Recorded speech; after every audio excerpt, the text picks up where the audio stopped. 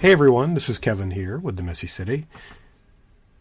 We're just getting rolling on this podcast here in our first few episodes, and as I learn and experiment on how to actually do a podcast and do it well, I'm also learning about audio and quality and recording techniques. So this podcast, which was a great discussion I really enjoyed with Abby Kinney and Dennis Strait, the audio quality is really just okay. So I'll definitely work to improve that in future sessions, and I hope you enjoy. Take care. Welcome, everybody. This is the Messy City Podcast. I'm Kevin Klinkenberg. I am delighted today to have two of my favorite Kansas City people here with me, Abby Kinney and Dennis Strait, both with Multi-Studio, formerly Gould Evans in Kansas City. I'm still having a hard time with the name change, I admit. Sorry, Dennis. I'm doing my best with it, but I knew Gould Evans for a workout regimen that we have. I knew Gould Evans for a long, long time, so it's an adjustment. I want to thank you both for joining me here today. We want to have a focus, talk about some Kansas City issues, but I think, as always, a lot of the things we talk about apply to lots and lots of other places, especially cities in the middle of the country. But I think we will find through our discussions, I think you all have found through your many discussions over the years, that the things that we talk about have applicability well beyond our little corner of the world. Yeah. So welcome. I do want to start by making sure people know who all you are. I don't like to assume everybody knows Abby and Dennis, even though Abby is a very famous podcaster in her own right. Right. So tell us just a little bit about your background and how you came to be interested in cities and urban communities.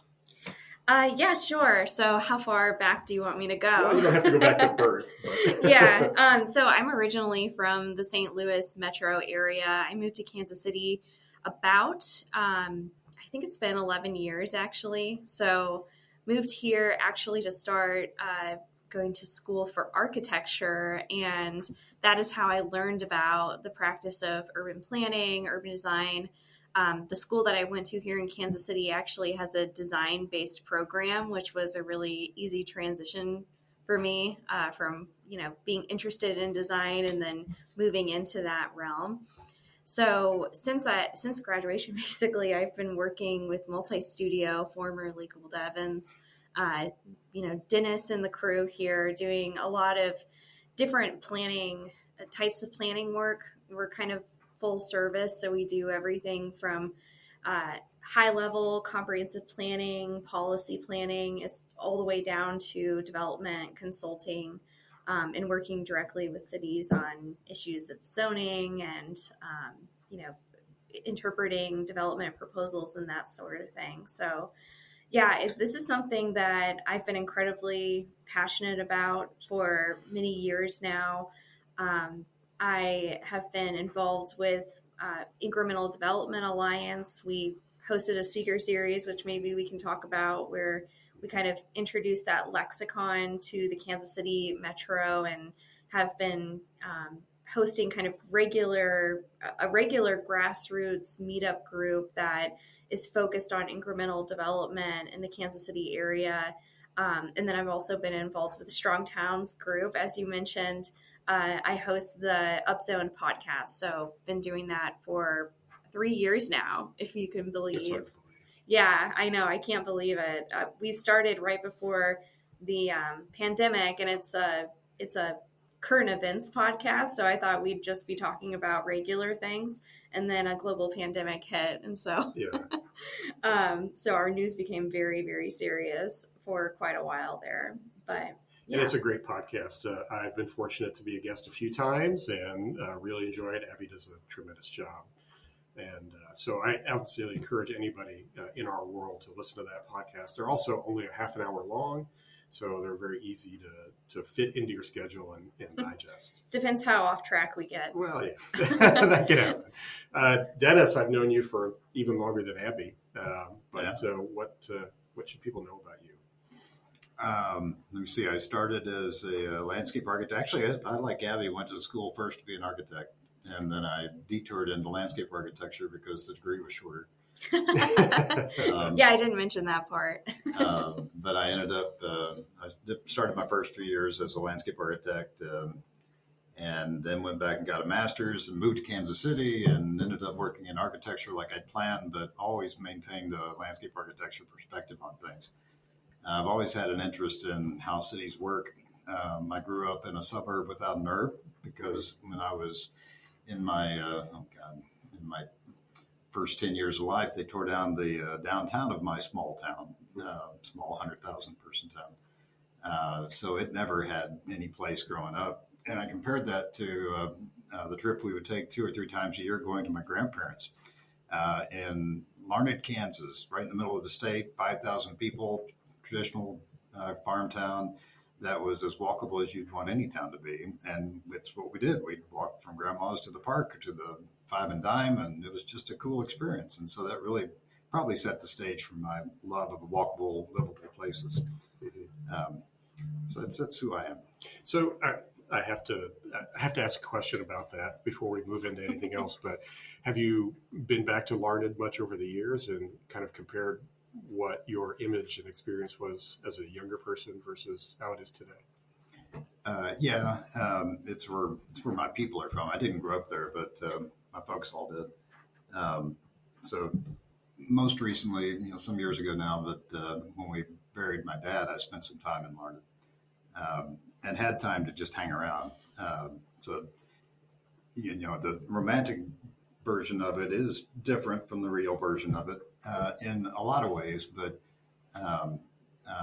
it's probably still the same town it was many years ago. I was getting ready to say 40 or 50, but that's not the right number. And if you look at it through real eyes, it's not a vibrant community in terms of having a lot going on, but it's still a very livable and walkable place to be. Yeah, beautiful neighborhoods and lovely parks, those kinds of things. Mm.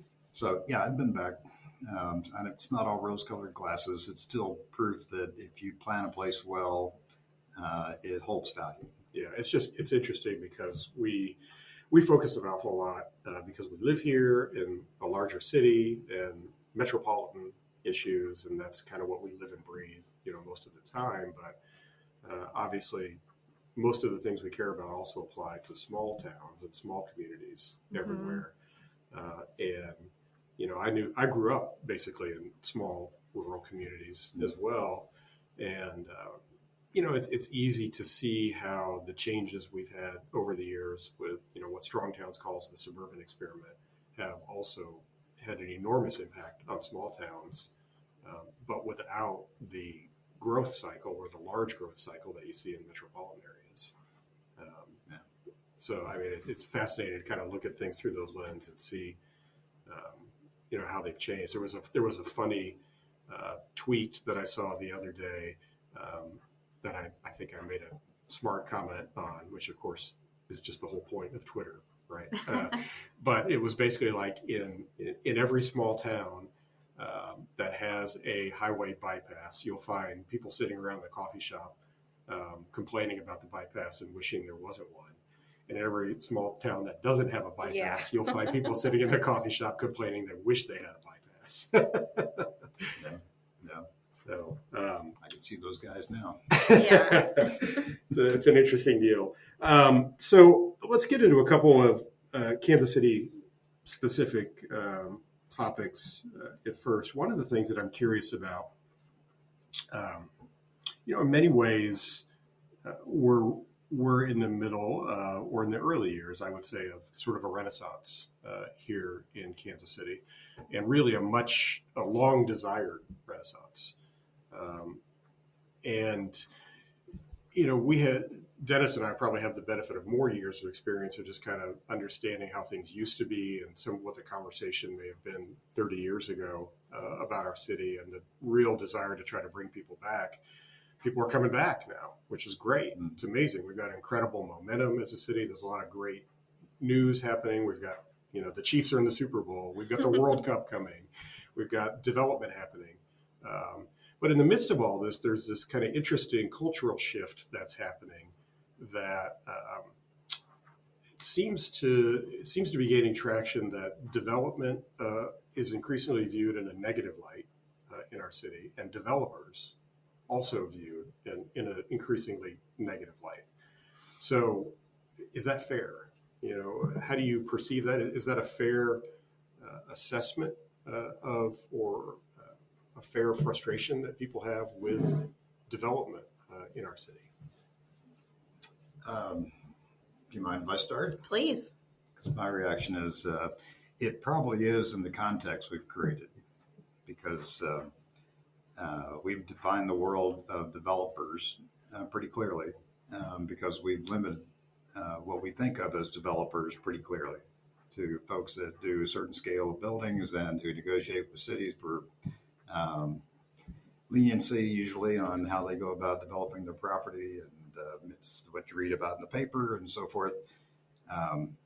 And I suspect that most people sense there's something wrong with that. I don't think there's anything wrong with the people who are the developers. I think most of them are like us. They're interested in building things and in their own way putting cities together. But because we've limited the world that we talk about as development to just that strata, we've eliminated everyone understanding that when you remodel your house, you're a developer. And when you help your community clean up your neighborhood, you're a developer. So there are lots of ways we don't appreciate because we don't focus on it enough and we don't allow it enough. And that's the other part of the context problem of the word developer, because we need it to get to a point where people can actually build their neighborhoods again. Mm-hmm. And until we do that, we're stuck with the world we're in, which is one that's it's too limited and not allowing enough of us to participate in the city building process. Yeah, I completely agree with that. A lot of different things I'm thinking right now, but really fundamentally that the way that we've built neighborhoods has drastically changed over the past even 100 years. The community of people who built our urban neighborhoods in Kansas City are not the same people as the ones who are mostly participating in real estate development today. It's a very different model, and there's a lot of reasons for that model, many of which are national, global kinds of trends rather than something that we're doing here specifically in Kansas City that's somehow different. But that doesn't mean necessarily that there aren't people who are entrepreneurial, who are doing small scale development or incremental development in neighborhoods. I actually see that kind of development as a huge opportunity for many neighborhoods where the more institutional or corporate scale developers likely won't be working anytime soon unless it's some kind of massively subsidized project. So I think it's important to kind of make those distinctions between, what a small scale or mid scale and large scale developers are, because development and building communities is not one thing. There's not one kind of developer. There's lots of different kinds of developers and lots of different intents that are driving people to want to build buildings and create spaces for residents or businesses or save historic buildings. There's so many different drivers there that I think many of them are valuable. One of the things that I wrestle with, a lot of that obviously resonates with me. It's something we all talk about, a lot, which is the need for more incremental development, more small development, bringing more people into the process. There's also an issue just related to change and growth that, I do find we have a hard time talking about it. And I think in large part is because some of the things we've talked about, how we've created not just a different culture of development, but a whole different attitude towards cities and how they change, is that, there's more of an expectation, it seems like now, on the part of more people, that like a city is built and then it's baked, or a place is baked and it's really not supposed to change very much. Even with smaller change, we see a lot of resistance. When we got the accessory dwelling unit or the granny flat ordinance approved last year, we still had resistance on that from a lot of people who live in neighborhoods, even our local historic group, that really pushed back on allowing broad scale incremental change like that. I'm just curious what you might think about that, and just kind of the cultural context for even small scale stuff. It seems like it could be a struggle. You want to go first this time? Well, I can't remember who said this, so I apologize that I'm not able to attribute this to anybody. But people hate two things. They hate the way things are now, and what is the saying? They hate the way things are now and change. Yeah. So I think it's important for all of us to kind of confront the reality that cities are always changing. Cities are never stagnant. In fact, stagnation leads to decline. So the last thing you really want is for your community not to change. But yeah, there is this ingrained mindset. And again, I don't think that it's something that is unique to Kansas City. I think every community has various people who have a lot of fear of change for reasons, some of which are valid, some of which may not be as valid. And it's important to kind of frame the context of the type of change that we're talking about and what it means for a community to change incrementally, for people to have a voice in how their community changes over time, how it's invested in, and being able to give feedback at times where it actually is valuable and can impact the overall process. So yeah, I mean, I think, again, it's important to kind of make these distinctions between, broad scale types of changes and these smaller types of changes that will make communities more resilient and stronger and keep them from stagnating. So I'm sure that change has always been a fear people have, because I'm a big believer in the whole Maslow's pyramid thing, and you work hard to get security in your life and to a stable place, and then you don't want somebody coming along and messing that up. Yeah.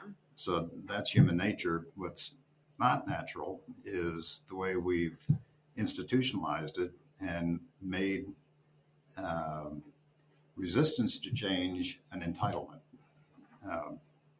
That's something that's very modern, in terms of the last 50 years or less. That is an expectation that's a false expectation in terms of the way that we talk about building things. Because too often the things we're fearful of are not the real things we're talking about. Yeah. Because most people really don't understand the complexity of cities, and they're happy to take whatever line somebody feeds them about traffic or other people. And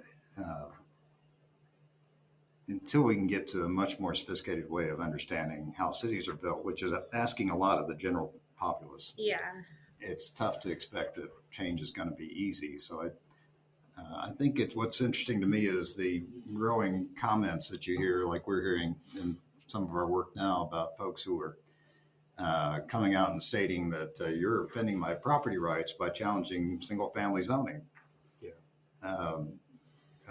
Which what they're saying is they don't want their neighbor to have the right to do something other than single family next to them, and claiming it's a property right issue.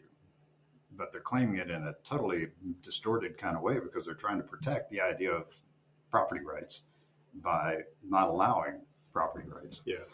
And that's just one example of the confusion that's common out there that just keeps good things from happening. Yeah, it's funny. It's like there's this, in the American context, there's this interesting dichotomy between how we sanctified the single family house and protected it and encouraged it with easier financing, with a zoning system that basically protects those from change.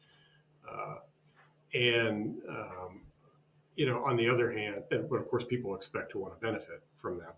Everybody expects that the value of their house that they buy is going to improve over time because it's most people's primary asset. Mm-hmm. On the other hand, we have this kind of idea out here that really I would say the planning world, the design world in general, has been promoting for a long, long time of like that we can achieve the perfect utopian sort of city if we just follow like certain administrative paths, certain zoning rules and everything else.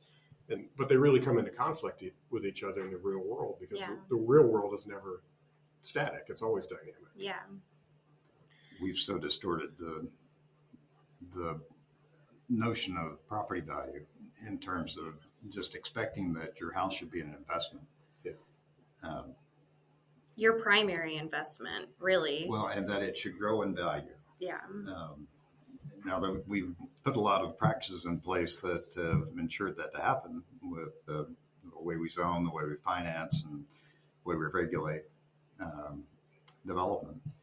But it's not a natural thing, and it's part of the problem. I mean, all those things I just said are the reasons, at least the beginning list of reasons, why we have an affordability problem. But they're not natural. Yeah. They're imposed. Yeah, and it's not to say that ownership is a bad thing. Ownership's a really good thing. And the good thing about it is it's sort of like a forced savings account, for people. But there's a difference between that aspect and the expectation that my house is going to grow in value at 5 or 10% a year, and it's going to be like a piggy bank that I can kind of tap into every so often. Well, and it leads to, this is called the Messy City podcast, and I think that way and that structure of creating housing as this investment actually lends to what is opposite of messy cities. People want things to be as orderly and clean and predictable as possible so that you can protect your investment, which is your residence.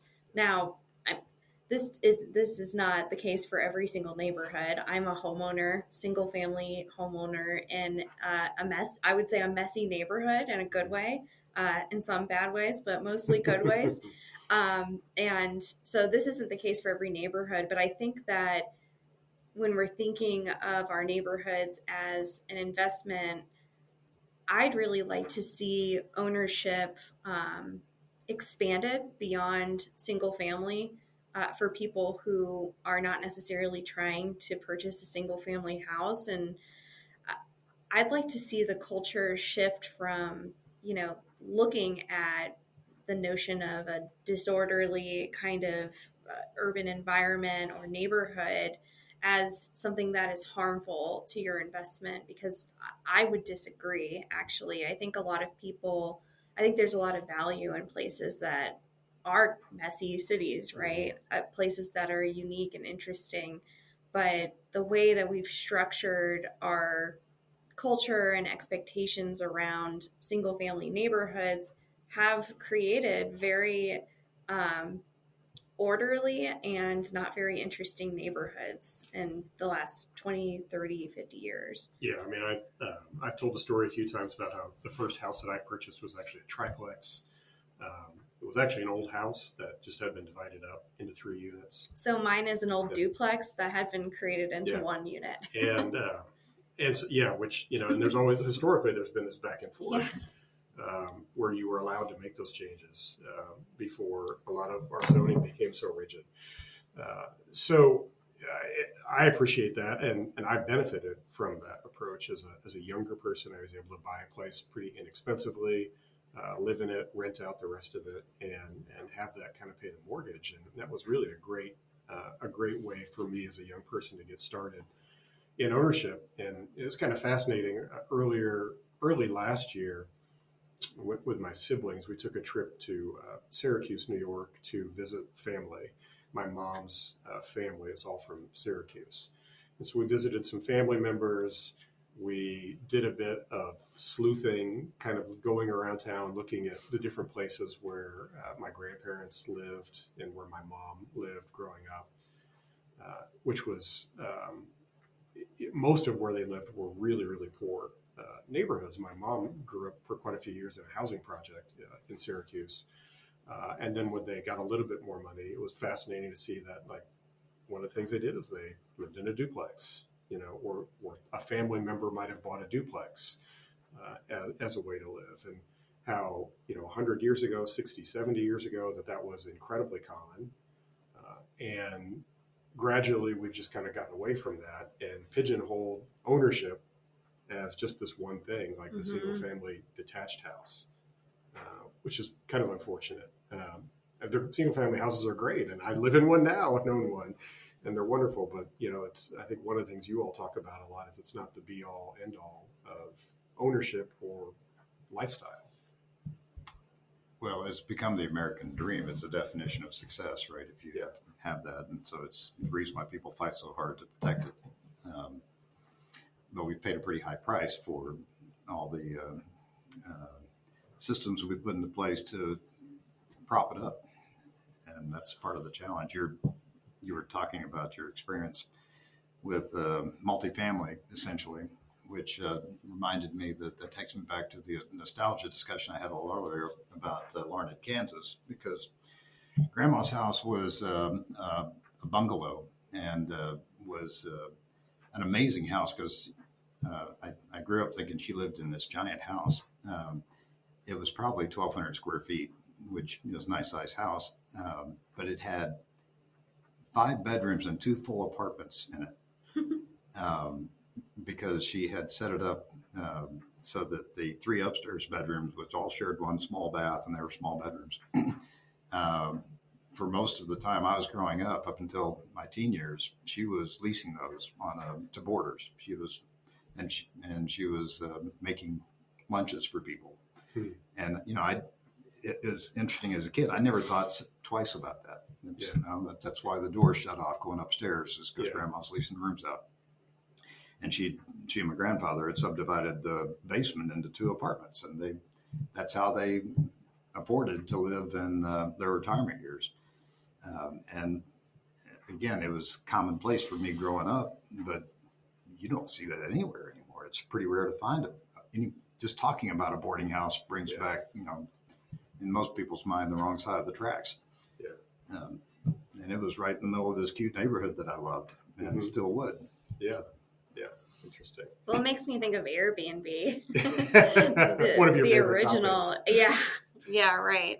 And we don't have to go into talking about Airbnb, but I think that was kind of the original intent, right? For people to be able to, who live in their house, to be able to rent out extra rooms and extra space. And so now, it's kind of shifted from being for the other side of the tracks to, I don't know, something a little more, I guess, boutique seeming. Yeah. We probably should do a whole podcast about vacation rentals sometime, and the whole controversy and issues around them. They're actually really fascinating once you get into it, to try to dissect the different attitudes and controversies around them especially as they relate to urban neighborhoods. So, one of the things that you all have been doing now for several years is not just talking about these issues. Obviously, you work with clients all the time, so you have these conversations with clients and with communities. But here in Kansas City, you have taken a proactive effort to try to build more awareness around these issues. And some of it's building off of what Strong Towns talks about as an organization. Some of it is, your own experience and efforts over the years. So I want to talk a little bit about that, because I think there's some potential lessons for other people. How many years now is it that you've had sort of these efforts? What do you think you've learned from all that? Sort of where do you see it going forward? Because it's interesting about trying to build really more of a grassroots interest in issues that are very niche to people like us. Well, the story for the speaker series and the public advocacy was um, our planning studio got together back in 2017 to do strategic planning. We're going to put together a 5-year plan. And I've been with that group for some time, and not surprising when we get into planning, where do we want to take things next. There's a lot of discussion about all the dumb things we keep having to deal with, and the frustrations that this city's doing the same thing that city's doing, and it got to a point where finally I just said, well, we just ought to start calling ourselves the Stop Doing Stupid Stuff Studio. And make That's that the our clean mantra. version, by the way. Yeah, other people have adopted the other one, but and we ought to focus on that. And the silly part was to stop doing stupid stuff, but the real part was recognizing that we were often in a situation where we're helping a community react as opposed to proact. Yeah. So we've adopted that more proactive approach in our work, but we've also recognized that these discussions are all about incremental change. And that's one of the lessons, if you want to talk about the lessons that we've learned. But staying with the reason why we started the speaker series was to help a complex city like Kansas City Metro understand the challenges that we're recognizing, and Strong Towns and others have really helped us understand. By the time you get to a project at a city that scale, your ability to have open conversations about general problems is usually pretty limited. Mm-hmm. So we were trying to share that understanding in a different way, and that's why we created the speaker series and the lecture series that we do. And it's been gratifying to see the very incremental, humbling too, to see how you put a lot of effort into something, and it's not really clear that you're moving the needle, but you do see some indicators. You see enough to keep you going, and then you learn after 5 years of doing this that it is a very incremental game. Yeah. To the point that I just have accepted that the mess that we've created over the last 75 years is likely to take 50 to 75 years to fix. So I've become much more patient in this whole enterprise than when we started. Well, and it's not just us who are trying to fix things and kind of revert things back. I'm sure Strong Towns feels the same way, that they're putting things out there and it's very incremental, but it takes other people to take up these issues, not just people who are planners or architects, but people who are neighborhood advocates, city council people working on planning commissions. You mentioned that a lot of these topics kind of feel like they're kind of niche, and I feel like in the urban planning and architecture world, it can feel like a lot of these topics are, but I really don't think they are niche. I think that they can be communicated in ways that resonate to really anybody. And I think it's of course been, I think, the failure of planners over the last 70 years. And I'm sure other people who are working in various professions, that things become very mystified, as if the general public can't understand their own neighborhoods or issues that they're interested in. And so I think as a planner, it is in people who are interested in building cities, I think it's important that we kind of level the playing field in terms of how we communicate and frame things. So it feels niche, but maybe it's not. Yeah, I think that's fair. I think that that's a fair comment, and we have made it a little too like head in the clouds. Yeah. Over the years, and it doesn't need to be. It's not rocket science after all. No, but it is change. Yeah. So back to that fear issue. One of the things you learn when you start doing public speaking is that you can get a lot of excitement out of a room, and you feel like you've got some momentum, and it all dies by the time they get back home. Yeah. And it's, you learn that it's because people have all their own problems in their lives and their own priorities. And, that was interesting. And that probably is a problem too, right? So it just adds to their awareness, but it doesn't really, doesn't create disciples necessarily, Right. just because you're helping people understand a part of their lives better.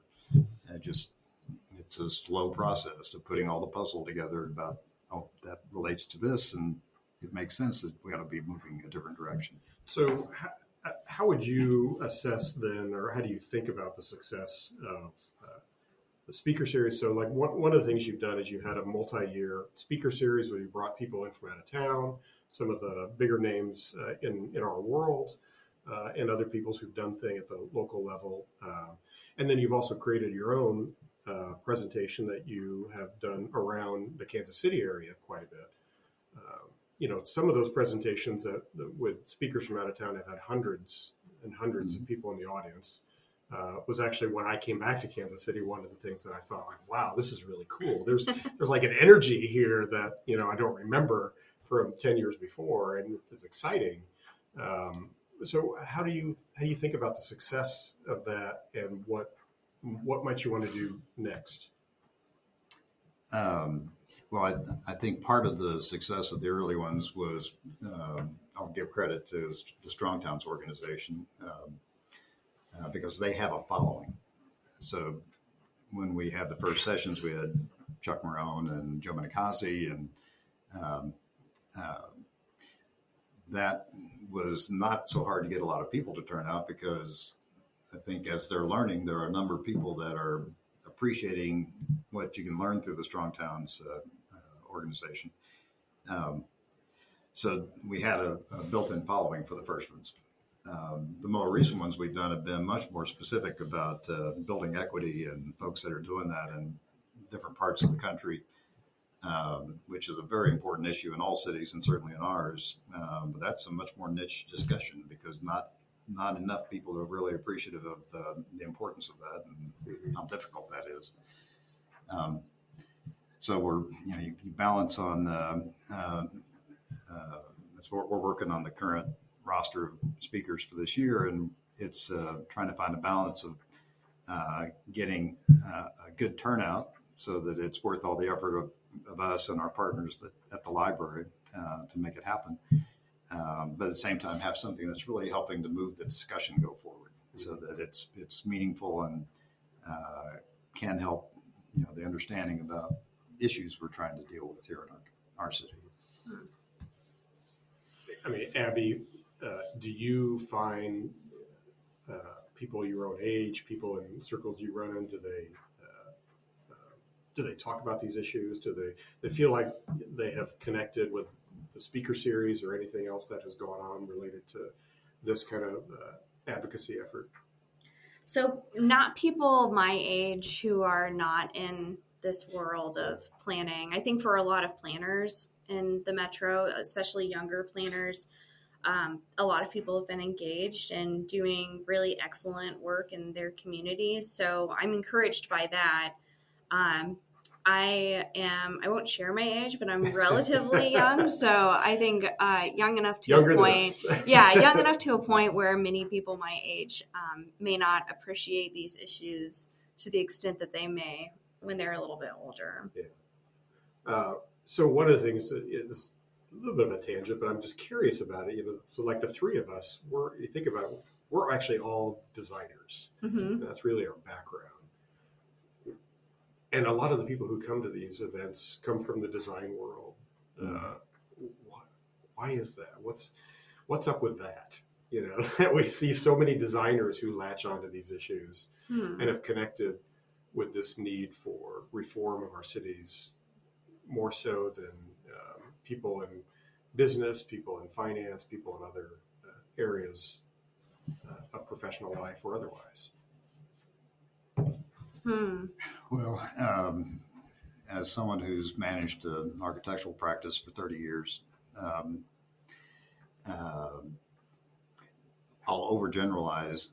Designers are folks that see opportunity and see how things could be different.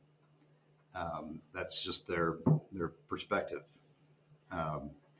And it's probably easier for them to understand problems and that problems can be solved, and that we just need to look at what options we have. So that would be part of the reaction to that.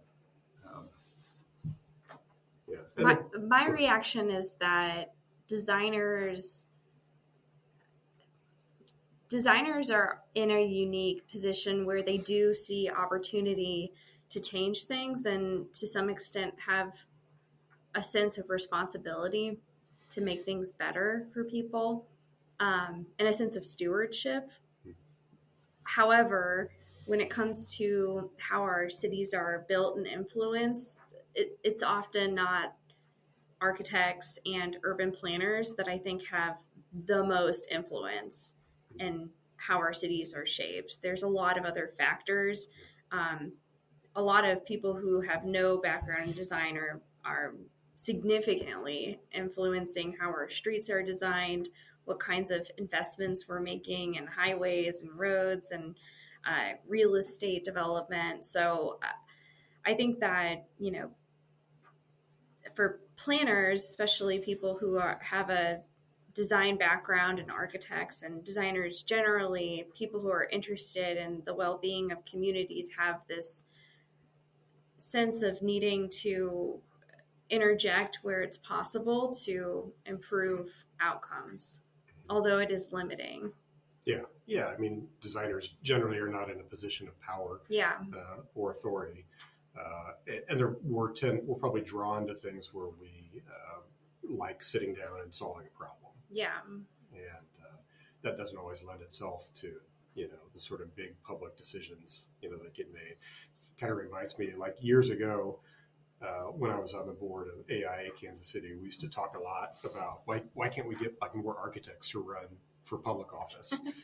And it's a challenge. A lot of architects just don't think that way, or they're just mentally they're more focused on projects and clients and solving smaller problems.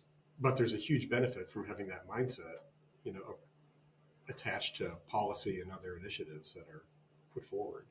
Sure. And I still don't think we've had any architects run for office in our city. There have been some in a few other cities. Not recently. I think we've had some in the past. It's never too late. Yeah. No kidding. One other thing I'm curious about. I vote for Abby. Yeah, no kidding. We'll line it up right now. All the support for Abby. One of the things that we do a lot of also in sort of the work that you do, and we're really trying to focus a lot on Kansas City and the context of being in the Midwest. So there's a really different context of being in a city that's not a coastal city. Mm-hmm. For example, our development context is vastly different from New York, DC, San Francisco, Seattle, mm-hmm. for a lot of reasons. And some of that is that we've been more off the radar for a long period of time for large scale development, for high growth, et cetera. But I'm curious about as you work through the work that you all do you think about that? Do you think about how the things that we do here are embedded as part of like a Midwestern context at all, or how that might be different than if somebody wanted you to come to Boston and give a presentation? I certainly recognize this is a very Midwestern discussion that we're having, the way we have it, at least the way I have it and think about it. So I might not answer your question, but I'm going to take it somewhere else. That's fine. Because we can come back to it if we need to. I think our situation in the Midwest is the advantage that cities like Kansas City and Indianapolis, Cincinnati, Oklahoma City, whatever, have. The fact that our cost of living in terms of home ownership and just the cost of housing is so much less than those cities that you're talking about, those successful cities that have grown to a scale where, for our folks in our San Francisco studio, I don't know how they're ever going to, in that city, how they're ever going to find a way to address affordability because it is so out of whack. Mm-hmm. Whereas here in Kansas City and others, our relative affordability is still pretty good. And I think it's our key for economic development. If we could act on it and find ways to to preserve that affordability. And we know there are ways to do that. They're not easy solutions, but if we could do that, we would offer an alternative to folks that most cities don't have. Now, really proud of the fact that over the last 20 and 30 years, Kansas City has grown quite a bit. There's been a lot of momentum since when I first came to town 35 years ago. So we have plenty of amenity now that we can compete with many cities our size and larger. And we have 30,000 people living downtown, which is 30,000 more than we had 30 years ago, which is it's a great thing. So we've got things we can build with. And if we could cap that value and allow that to persist going forward, what more do you need to be a desirable city? Because I'll match our park system to anybody else's, and again, our quality of life here is pretty good. Mm-hmm. So that's the part that's not seen. That has been a struggle for me to get people to think that way about strategies of it is complex because it goes all the way from initial solutions that might be neighborhood trust or land trust to the complexity of a value capture tax. Mm-hmm. But we know if we had those things in place, we could capture that value and we could stem the tide of inflation that's driving the affordability problem out of reach for most cities. Yeah. But we haven't gotten enough attention on that. I haven't been good enough in terms of an advocate to help people see that opportunity. But it is a unique opportunity that many Midwestern cities have. Mm-hmm. And I think some of them are going to figure that out and are going to have very successful futures. And I think that small and mid-sized cities in the Midwest, but also generally do have a strategic advantage to be able to try things in bottom-up kind of ways. I was just talking about the influence that designers actually have on the built environment.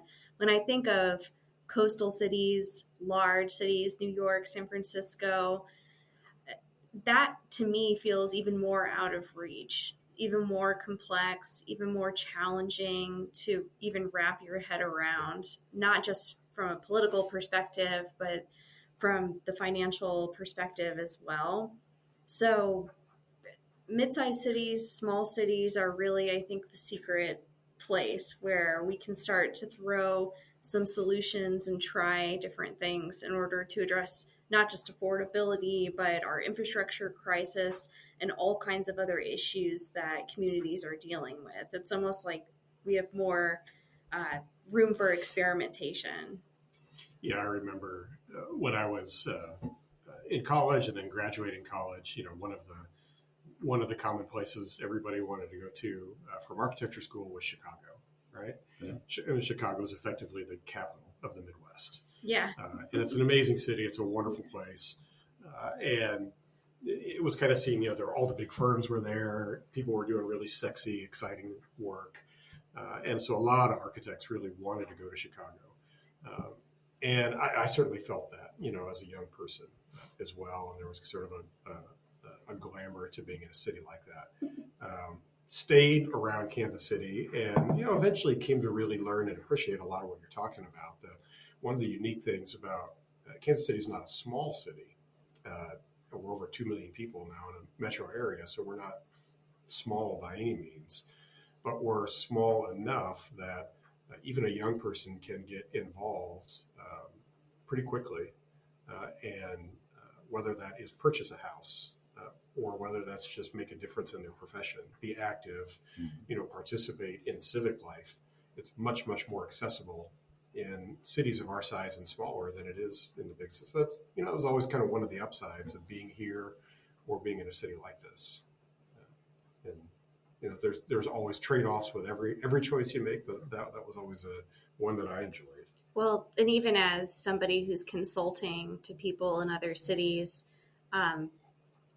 I'll just say that working in the context of mid-sized, smaller, and Midwestern cities, it's a lot easier to be able to consult and make recommendations versus when you're working in kind of a large machine where it's much more challenging to affect the changes, to translate what a community wants into the political machine that sometimes really large cities can be. So one of the things we're in an election cycle here in Kansas City, Missouri. We have a very odd election cycle in our city that happens in these odd years, and we have elections in April and June that are coming up. So it's just, I say that because it's kind of a good time to think about like 4-year cycles, and whether that's a political cycle or not, it's kind of good to think about, well, whenever that happens, it's almost like there's a transition to like a new phase in how people think about their city. So one of the things I'm curious about with both of you is one or two things in our city that you would really like to see happen or change, or any kind of activity or action take place in say that next 4 years. What's something that you think about that you think, boy, it would be really great if we could start to see progress on this, or something we could really get done as a city? Urban core rehabilitation and reuse of vacant lots is the thing that I think is a huge challenge that we have right now. There are so many reasons not to do small scale development projects within our urban core, because it is a lot easier to build a shopping center on the edge of town and not deal with all of the challenges underneath the ground of vacant lots, or the complexity of our zoning, or the politics that may be involved with projects. So in my opinion, I'd love to see our council take that on as a priority to make it as desirable as possible to do small scale development projects, both rehabilitation of existing historic buildings as well as building new buildings in neighborhoods. We have so many missing teeth. We have all of this existing infrastructure that is not being utilized in the extent that it should. So that would be my priority. I'll build on that then. I'd already shared the perspective about the value that we are sitting on that we're not capturing in terms of the affordability that we naturally have. And all the things you just talked about are available in a wide swath of our city. That's still very evident to anybody that pays attention to the development pattern in Kansas City, because of the long-term impacts of redlining. So you can see that real clearly, and we still have a very clear boundary line. As much as we've worked for the last 30 years to overcome it, we still have a very clear boundary line that shows up in every demographic map and health map and household income map, where it goes from white to black, and it drops precipitously. So we, particularly in our profession, we are very attuned to that. We've learned, what we've done to ourselves in terms of bad public policy, bad practices that certainly shouldn't do anymore. And we should be thinking about ways of remediating those things. And it's a great opportunity, just like I mentioned in terms of the affordability. We have this opportunity in our city because it's so clear in that area and so disinvested there.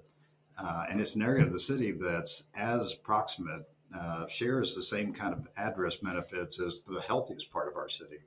But it's just been treated wrong for the last 50, 75 years. So if we could be progressive enough to get on top of the affordability issue and the equity issue, not only could we become a much more financially sustainable city, because we'd be capturing all that value that we disinvested right in the heart of our city through smart reinvestment. We're smart enough as a people now to know that we could put policies in place that allow for those communities to benefit from it and to grow along with it, and to start to balance the scales a little bit more in ways that other cities just don't have that option because, again, we've suppressed things and that side of the equation.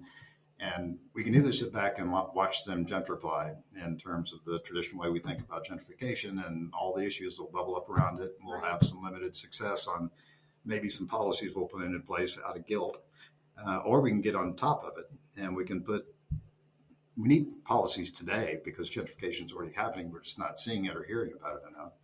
But if we can get in front of it and set the stage for local communities to benefit from the reinvestment that's going to happen just because there's valuable real estate that's been neglected for the wrong reasons for many years, we could have a big change happen here in Kansas City, which could be not only extremely healthy for our city and our overall community, but also healthy for other cities to see what equity really means in terms of a development strategy for your city. Well, and I think the time is now, right? Because we've been complacent for a very long time and reactive, quite frankly, when it comes to addressing issues within our urban environments.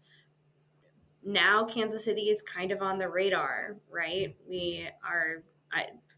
really, sports is putting us on the radar. We have the Super Bowl, our third Super Bowl that's coming up in just a week from this Sunday. And then we have the World Cup that will be coming to Kansas City. And the city is growing. And so this is the opportunity for us to really start to address these things now. It's the best time to do it. Would be basically yesterday, but today's second best. I would probably put a plug in. It's always so hard for me to talk about, what we could or couldn't do. Like the list ends up being obsessively long. I think I would put a plug in for finding ways for us to really get better much more quickly on public space, on the design and management of public space. I think you referenced before, we have a wonderful parks system in our city. A historic park system that's been with us for 130 years. But we've never been very good at urban public space. And so whether that is sort of a more traditional urban, public plaza, or even just the sidewalks and streets of our city, my hope is that we can really get better and focus on that a lot in the next few years, especially, as you're right, with welcoming the World Cup to Kansas City, which is a really big deal for our city and a city of our size, to bring in visitors from all over the world, to really show people that we can welcome them in high quality public space would be nice. So that's probably my one thing for now. Well, in addition to yours, which I think are also excellent. Well, it's a big lift. And it's something that I think also lends itself well to an incremental approach, right? Because not every street probably needs a massive redesign, although they could use it.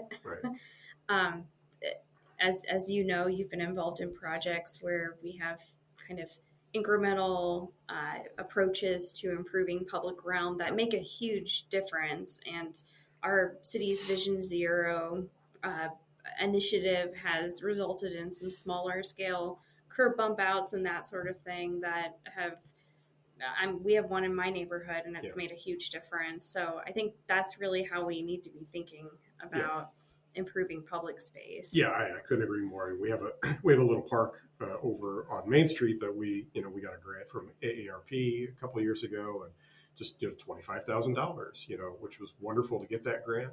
It was amazing how far that money could go to really start to improve a neglected public space. And we've got places like that all over the city that don't require, $50 million investments, but targeted investments to really help improve them would be wonderful. So I want to start to wrap up. I really thank both of you for doing this today. This is the Messy City podcast, so I want to end by having your contribution to when you think about a messy place, maybe something more bottom up and organic in nature, or it doesn't have to be local, it could be anywhere. What's a place that you think about that you love? I'm going to throw out my own neighborhood. I knew you were going to. I love my neighborhood in Kansas City. So hopefully I don't get stalkers from this, but I live in the Columbus Park neighborhood of Kansas City, which is basically like our little Italy. It's a small kind of enclave that was built in the 1890s. And what I appreciate about the neighborhood is that there's basically every housing type in the neighborhood, and the architecture reflects every era of development, including 70s, 80s, 90s style suburban houses. What we call the unfortunate era. Yeah, the unfortunate era, even modern houses that have been, or contemporary rather, houses that have been built more recently.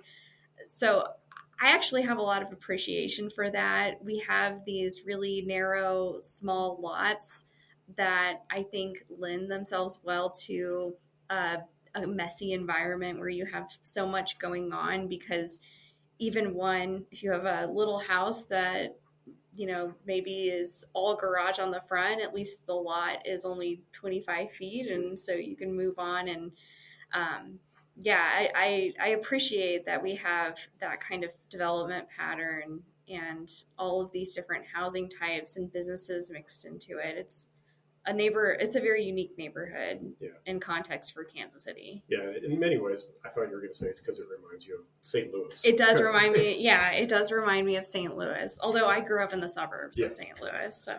Yeah. Dennis? Mine's local too. It's the 39th Street district, which it's kind of hard to put that into the same discussion as your plea for urban space, because it's pretty ragged. Yeah. But I just love the fact how organic and homegrown it is. Some of the best bookstores, best restaurants, and it's got little to do with the city plan, or it's got nothing really to do with that. It just has to do with the folks finding value in what used to probably be a streetcar community and building on that fabric or rebuilding on that fabric to make a neighborhood commercial center. Yeah, and that's my neighborhood. So we talked about Abby's neighborhood and my neighborhood. Well, there we go. Fantastic. Well, we will definitely do this again at some point. I think I'd like to have regular discussions about Kansas City with you all, with other people that we're all friends with and colleagues with, and spice up the discussion more. And I think it provides some good lessons for people in a lot of communities, especially a lot of communities in the central part of the country. So thank you all so much. Glad to do it. Yeah, thank you. It's a fun conversation. Thanks.